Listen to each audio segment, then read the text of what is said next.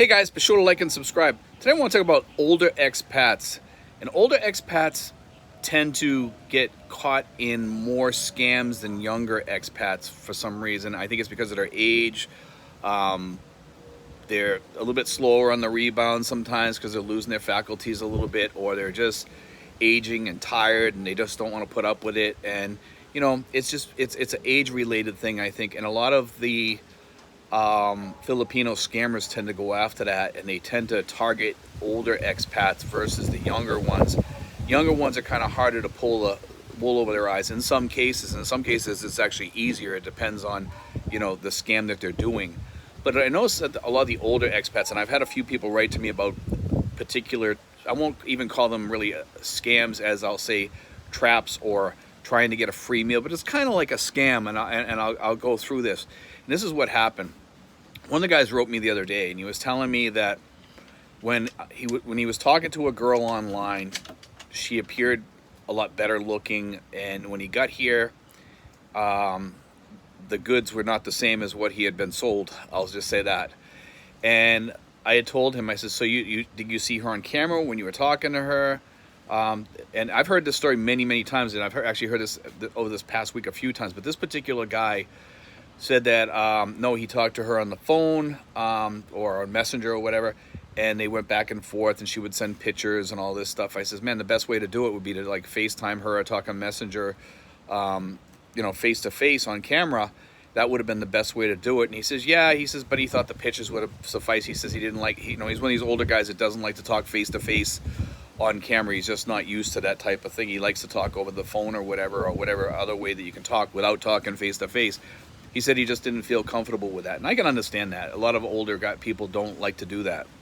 They're afraid maybe the girl will shy off from them or whatever, which could happen also. But, in this particular case, what happened was he got to the airport and he met the girl with all her family and everything. And he felt he got sold a false bill of goods, I guess. And in this case here, he stayed with the family and the girl, I guess, for a while, was getting to know them. And everywhere he went, a family member would usually go with him, just to make sure that he wasn't going to try to pick up another girl, I guess, or whatever. Eventually, he was able to escape and get away from the situation. I guess he must have told them, hey, this isn't working out or whatever.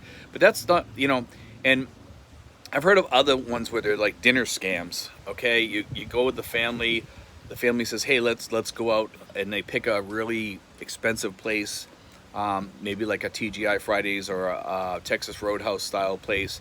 And what happens is you think you're only going to have like the family that's in the house, and then they start taking their cousins and stuff like that with, hey, come on with us, and then all these people start showing up at the house when it comes time to go, and it's like, hey, I didn't buy on to, taking all these other people. Well, oh, we're leaving right now. Come on, let's go. The car is here, and they try to rush you into the car and stuff, and you're trying to tell you, I'm not paying for all these people or whatever, and you kind of have to, because most of these people don't even have money to pay for their bills. But I mean, and you're insulting the family then.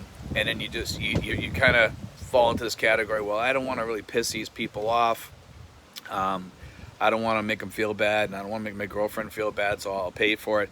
And you kind of get jammed with the bill, And these are like little scams sometimes. And beware of stuff like this, because we've always talked about boundaries on this channel. If you don't set boundaries with these girls and with these families and tell them, hey, look, I'm not going to be paying for dinners for other people. We go out to eat. Everybody pays on their own. I'll pay for you and me if you're with a girl or whatever. And someone, you have to set those boundaries, man. Boundaries here are your best friends. They really are. I can't state that enough on here. Boundaries are your best friends here. Here's another thing. A lot of the older guys, sometimes they don't even get a girlfriend. They just kind of fall into families. I've had 4 or 5 people fall into this category. I've had a guy up in, I think it was in Quezon City. This guy called me and was talking to me and telling me his situation. He lived with this family for about a year, and he was helping them out. He was actually living in the same house. It was a 4-bedroom home that they were living in. It was actually a nice house, he said. He said it was a very nice house. There was a place next door that had a pool or something that they could use. He says he loved living there, but he says that the family kind of took advantage of him after a while. He found himself paying almost all the bills, the food bills, the electric bills, everything he was paying for. And after a while, he told him, he says, I didn't come here to pay everybody's bills. He's, I come here so I could travel around and do things. And he says, when I'm paying all these bills, I don't have money to go out and do the things I want to do. Well, the family kind of got a little bit upset with him, and they says, well, you know, you're living in the house, you got to pay a portion. And he was paying everything. So he just told me, he says, look, he says, if you guys take 50% of the bills or I'm leaving. They actually got mad at him, and they started flipping out at him. He walked in the room, started packing up his stuff, and he says, look, I'm out of here, I'm done. I guess some threats were made. And that's usually when things start happening and start going south really quick. And I'm not sure what was said. He didn't say what was said. He just said that threats were made. He said he stayed quiet and just kept packing his stuff. He went outside. I guess he got a grab or whatever and checked into a hotel. He took all his stuff. But he said they were trying to find him. They were sending him emails, sending him threats. It got kind of, you know, scary for a while. He was worried that they were going to blacklist him with the BI, which I told him they couldn't do because you didn't do nothing wrong. He says they'll probably all gang up and all lie and, you know, swear to the fact that he did something wrong when he didn't do anything wrong. And he was kind of worried about that. And that's one of the reasons why he was contacting me, was because of that. And I says, don't worry about it. I says, they're not going to do anything to you. You just go about your business and live your life. I says, BI wants really heavy duty proof. And without that proof, there's nothing. And I says, they'll call you in. I says, if you keep going in there to check in with your BI and they keep upping your thing to stay a little bit longer or whatever, you're golden, because there's nothing on there to blacklist you. You know, they would let you know if there was a claim against you or something like that. So I says, you're good. Don't worry about it. You know, these are the types of things that happen over here that people run into. Then, of course, is the scams where the girls are always hitting you up for money when you're dating them or whatever. And that's the people that, you know, red flags should go up right away and say, hey, I'm out of here, I'm done. There's enough girls around here that will never ask you for any money while you're dating them. Never ask you. If you want to give them money, that's on you. But don't start that gravy train. You know, give them some money and set the boundaries. Say, look, I'm going to give you money every so often, but just do me a favor. Don't ask me unless it's a really big emergency for you. And if you want to set boundaries with the family, say, look, I'll help out a little bit with the family, but I'm not going to pay all their bills. I'm not going to pay all their medical bills. You know, make sure you set those boundaries, but I might help a little. Ask me. If I can, I can. If I can't, I can't. If I say no, I don't want to be insulted or shamed into feeling bad or whatever because I didn't help out. Set the boundaries. Set them. You don't set those boundaries in advance, guys. You're making a big mistake. You know, coming from the therapeutic mentor background, I worked doing that for 10 years with families, and I always had to teach people setting boundaries, both with kids and parents. Parents had to set them with the kids, and the kids, I told the kids sometimes, set boundaries with your parents. Hey, mom, you know, I like to have privacy or whatever, and I don't like you walking in my room when I'm in here and doing something, or you know, things like that. I'm just trying to, you know, use that as an example. Kids need privacy too, obviously. But I mean, with us, we're adults now, and we're working with mostly adults. We're dating adults. You know, we're living with families and stuff. You need to set those boundaries with those families, especially over here. In the Philippines, a lot of people don't understand what boundaries are really. They really don't have a clue. And when you call them on something or whatever, sometimes they get mad when you set those boundaries and say, I'm not a little kid, you know, whatever. They don't have the same kind of rules and things that we have back in the West. And we have a lot of things that we learn from both TV, watching programs, learning from school, going, you know, if you ever go to a therapist or whatever, you learn certain things and you pick up a lot of things over time. And I think over here, a lot of people are further behind. They're more naive. They're more immature on a lot of things. And a lot of things that we understand, they don't understand. And sometimes we have to be careful too, because sometimes we come across as over knowledgeable, he thinks he knows everything.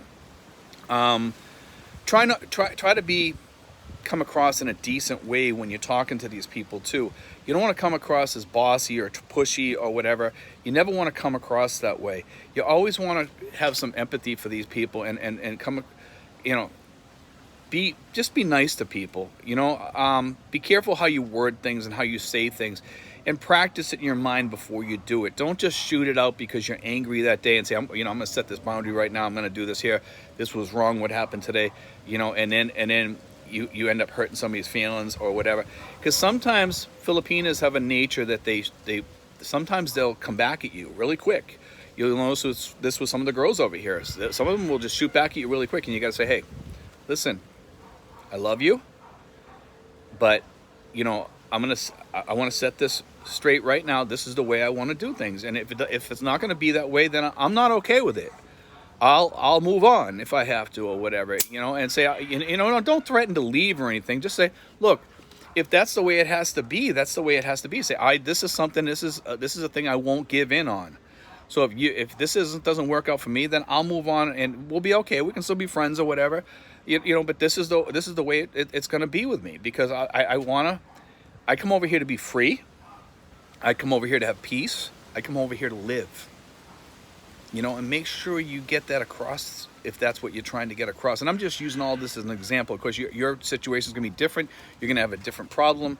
Whatever it may be, make sure you come across clearly, concise, and they fully understand your boundaries.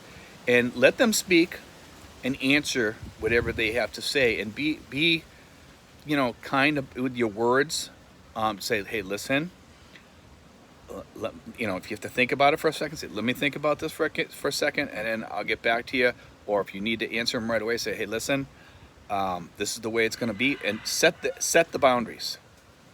And I find myself over here sometimes setting more boundaries than I should sometimes, because sometimes you have to.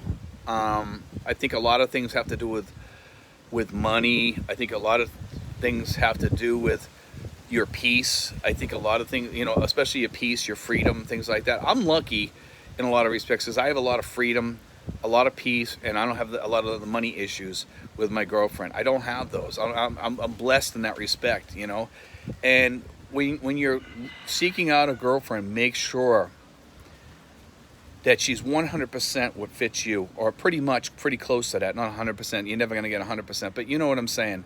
Make sure that she fits the bill for you, because if you're seeing some things that don't appeal to you about her now, those are going to get bigger later on, because they're going to bother you more.